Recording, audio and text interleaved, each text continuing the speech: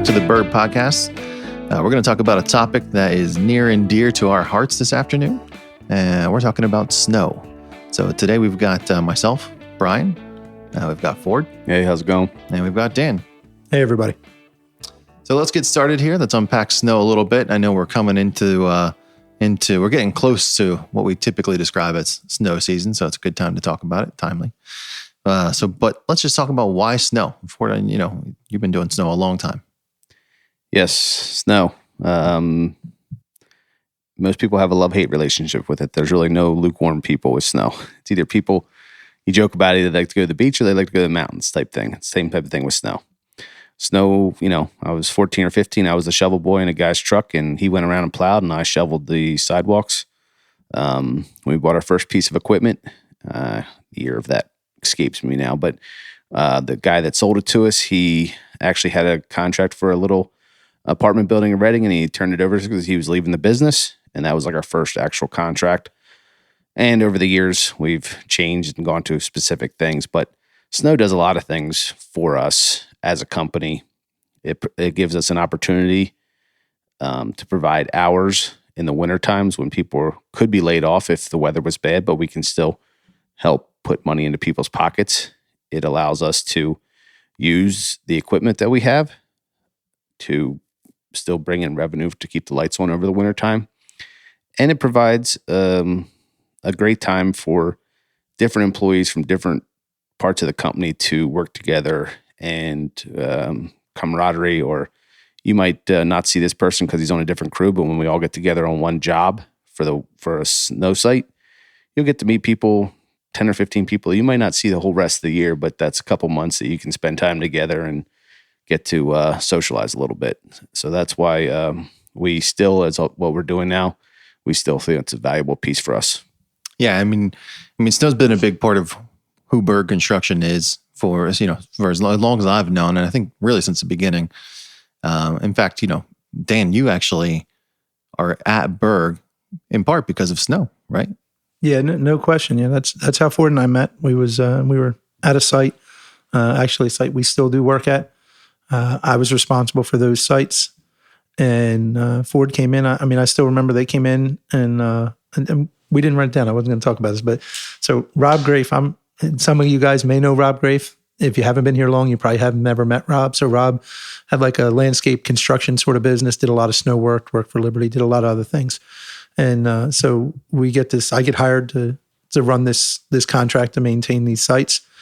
And so Rob comes in and he's going to be a subcontractor, and I'm driving him around in my truck, and he looks at me and says, "So what's your plan to do this?" I said, "Well, it's going to snow, and then we're going to clear the snow, and then we'll just go back to normal again." And he just laughed. And I wasn't even educated enough to realize that it was funny, that I would think that was going to happen. And then my partner in crime, Ford, shows up working on a subcontract for somebody else who also did not realize that this was a crazy idea. And I remember I think at that point you had a really nice truck with a tailgate spreader. And for everybody that knows the sites we do, we're not going over the sites, but it's one of the sites we still do. And he was going to try and do it with a tailgate spreader. And about halfway through, he didn't have a nice truck anymore. He had an old busted dump truck that had a big salter in it. But we had no equipment. We had no anything. And of course, it snowed immediately. And then we realized what a bad idea this was. And we had to find a way through. And that's really how Ford and I got together, was we realized that in like the worst of circumstances, we actually worked well together. And at that point, I could cover for Ford to give him the time to get the work done while keeping the client calm in a bad situation. And that's really where Ford and I's relationship was sort of forged, was in that environment. And so from that standpoint, we see a lot of value in snow for that. Because as Ford said, you get together with different people you don't normally work with, but it's also just a great opportunity to just go out and work and show what your work ethic is. Because it's not, you don't have to know how to grade with a dozer, or dig pipe with a track hoe, or, it's, and any of us, any of the laborers, operators, people in the office come out, we use subs. All of them are capable of running a machine forward and backwards and just pushing some snow, or driving a plow truck, or shoveling. And you need every one of those pieces to get this job done. And so it really shows you the character of those people in that environment. Because as Ford said, I love snow in terms of skiing. everybody in the company will tell you that I love snow purely, and I would much rather be skiing than pushing snow. But I like it because it gives you a real barometer for who a person is, what they're willing to do, and that they're willing to go out there and work hard, because there's not a solution. There's not a shortcut. You're just going to have to work hard. I mean, we as a company and as a team have figured out some clever things. The Tom Berg ingenuity that's gone into some of the things that we built to create a solution, that's really part of what we did and part of how we became who we were as a company and we grew. You saw some of those things.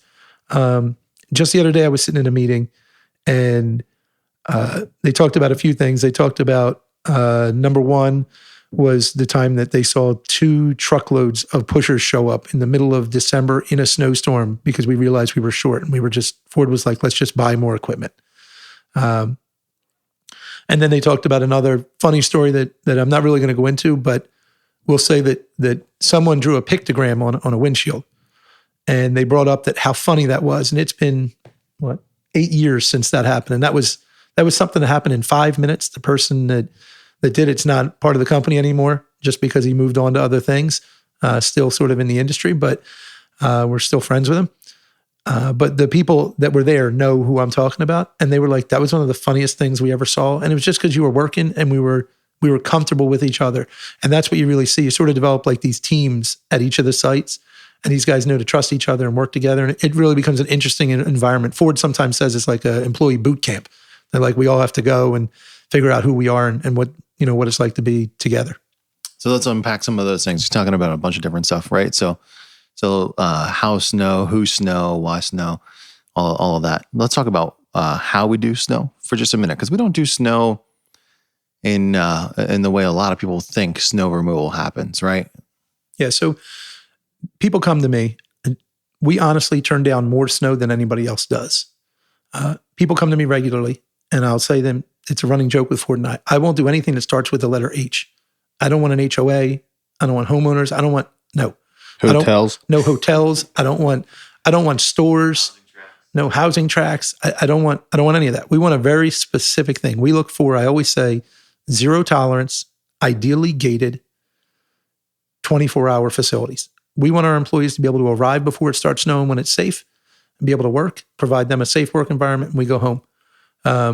We don't want to run around to different job sites. I don't need to hit 27 Applebee's so that we can make a little bit of money. I don't think that's great. I think that's too much risk for very little reward. So we do a very specific type of site. But then beyond that, we approach it very differently. We are known for not having a lot of labor. We will do almost anything to try and figure out a way to not have to have lots of shovelers, because Ford and I have shoveled. I mean, just last year, Ford, Scott, and I shoveled an entire entire walk area that there's no way we should have shoveled. We should have used a machine, but it was what it was. So we started shoveling and we got done and we shoveled it. And we saw a couple people drive by with machines that they had somewhere else more important to go, apparently, that didn't want to shovel with us.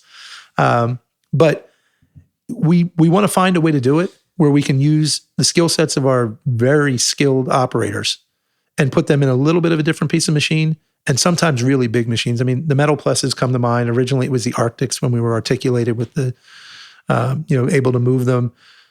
So we look for any advantage we can get from an equipment standpoint to make this work easier on us and work smarter, not harder. Yeah, you said something there, and I think that's interesting. Again, I talk a lot about my background not being construction or construction related, really, for that matter. But from the outside looking in, when someone says that snow removal, my head goes to like pickup trucks and plows, and we don't really approach snow from a pickup truck plow standpoint. Not that we don't have pickup trucks and plows, but one of the things that you just said that jumped out to me is like, how can we take highly skilled operators and apply those skills to what we're doing? Talk about that for a second. Yeah. So, one thing is, every meeting I sit in, they want to know how many plow trucks I have. And I said, I don't know what difference it makes, because I'm not going to use any plow trucks. Like, the person that's going to be in a plow truck is probably me. Tom Berg is going to be very nervous about it because I'm going to drive too fast while I'm plowing. Doing 80 on a 35. Yeah. And then somebody's going to have to rebuild that plow. But we're not going to do it that way. We're going to do it with equipment. And so one place you really see that is Cooper and Justin and a few other guys, but Cooper was the original one we put in. It runs this Metal Plus. And so on this site, road's 24 foot wide. Penoples opens up to 22, wide open. Cooper will drive straight down the entire road, clear the entire road, just take all of us, regardless of how much snow is there. And you think, oh, he's just pushing snow. It's just, this isn't that complicated. But it's not all that different than when you see Joe Griffin driving with an oversized load. We've talked about this before through the middle of Royersford. Like, he's got no room for error. He's got, a foot max on either side, and that's if he's even. And he's pushing snow and trying to figure out where to go with it, and cars are coming the other way. It's just, we look at it and we say, how can we do this with the skilled guys we have? And then what's the smarter way? We don't need to use 10 plow trucks pushing in, coordination. Like, you think about it, a plow, even a nice truck with a big plow is 10 foot. And you're going to lose some to a windrow and a plow. So even if you went bucket plow, which is a pretty advanced piece in the industry, Cooper's pushing 2 to 3 times more snow by himself with one operator. So that means there's other operators free. You put them in a machine and you just start to multiply that out. And all of a sudden we're able to do far more work with far less people. And that really becomes our MO. It sounds like bulk earth moving. It is very similar to bulk earth moving. I mean, another one, and I love to use names in snow because the people, the images just come back to me. When we hired Greg Petersheim, he said he wasn't going to do snow. I said, okay. I said, well, what if you could do snow in a bulldozer? Greg said, if you can figure out a way that I have to push snow in a bulldozer, then I will work snow. And I said, okay, no problem. And we figured out a way. And every year Greg has to push snow. He's not real happy about it usually, but he does a great job grading snow just like he grades that. And then last year, I convinced them that they had nowhere to go with the snow and they still wanted it stockpiled. So I said, well, what if we used a rubber track loader, track hoe, not a loader, a track hoe. They're like, well, I guess. And so now our new thing is that one of our 138s is like a designated snow stockpiling machine. So, you're talking about, that's earth moving equipment. I mean, we're using our wheel loaders and our backhoes and our skid loaders, but I don't even think originally Ford and I would really not have considered that we could have used dozers and track hoes in snow, but we do. And dump trucks? Oh yeah, lots of dump trucks. I'd love to use an off-road dump truck. We've talked about that before. Well, and it's also, snow is the thing, like we talked about, that it is the enjoyment for me is that you have to make the decision as you're doing it. We'll be sitting there, we'll be taking conference calls between all the different sites, making calls on what we're going to do, but there's only a certain level of planning until it actually happens. And then you just got to make do with what you have. That's the whole thing. Well, it's weather. I mean, Right. Weather is unpredictable, right? I mean, they never get it right. Well, we make fun of here in the Northeast weathermen all the time. Well, and you can hear it in Ford and I's voice, like that there's something wrong with us because we think it's fun.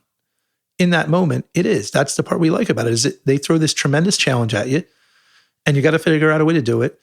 And like everybody who's on those calls that runs each of our sites knows that almost regardless of condition, I'm going to be trigger happy and be the first one, right? Now I'm going to call and say, okay, here's what we're going to do. I'm ready to go. I'm going salt now. And Ford will say, like, you think you can hold this off? And I'm like, we're going to find out. But it's that sort of challenge and how we approach it that makes us different. Is we'll watch other people and they're letting all that snow fall. And that's going to be really rough on their guys later because they're going to have to push a lot of snow and they're going to get caught. And meanwhile, it might cost us a little extra to push a few times or to put more salt down, but we're looking to get to a certain thing. We want it to look a certain way. And that's something that Ford and we talk about not a whole lot, but if you're out in the field doing snow, you know it. We want our sites black before the township or the state comes through. So we want the client to get on the site and say, I just had to drive through terrible conditions and it looks like it didn't snow at my site or it snowed the day before. And if you can do that, well, then it makes you a different variation of a snow management company. And it allows us to get the sites that we like to get and to be able to generate revenue, which can help us, I would say, actually catapult us into the normal work season. And that's what we really try and do, is try and create enough revenue that we're coming out of March into April in a very strong position versus having sat all winter with people home and equipment sitting. Because if that dozer and that track hoe sit here in our yard all winter, or they're out in the field working because it doesn't snow, or they're on a snow site, the payment is the same. So the money has to be paid. And so when we're able to find uses for that and generate revenue with some of our other sources, it allows us to come out in a really strong position and try and approach the year and be in a good growth mode. Yeah. Let's talk a little bit. You've said a couple different variations, but let's talk about who does snow and why that's impactful to us as an organization outside of snow. You mentioned something a few minutes ago. You said like snow in some sense, and Ford had said this before, is a little bit of a Berg boot camp, right? Why do you say that? So you gotta realize that you're going to show up. You're probably going to show up at off hours. You're not working 9 to 5. You're just going to work, and then you're going to get there, and depending on the site, you're going to have 10 to 20 guys, and those 10 to 20 people, I should say people, because if we always say if we ever had a snow draft, if like we all sat down, everybody's in charge of a site, you're going to say, okay, now with the first pick in the 2022 snow draft, and I'm lucky to have the first pick, I'm going to select Carol Berg.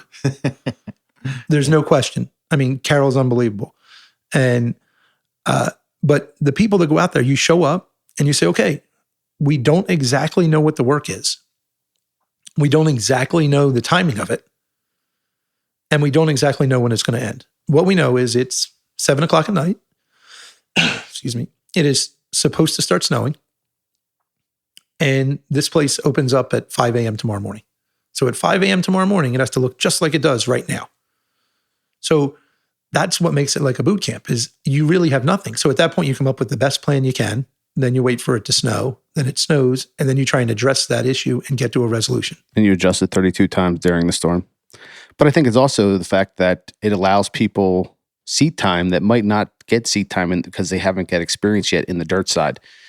And, because you're doing it as a team, you're rotating through different pieces of equipment, you're learning new things. And so that's why it creates a scenario for people that they can really succeed. One thing we want to talk about at some point is how you win here.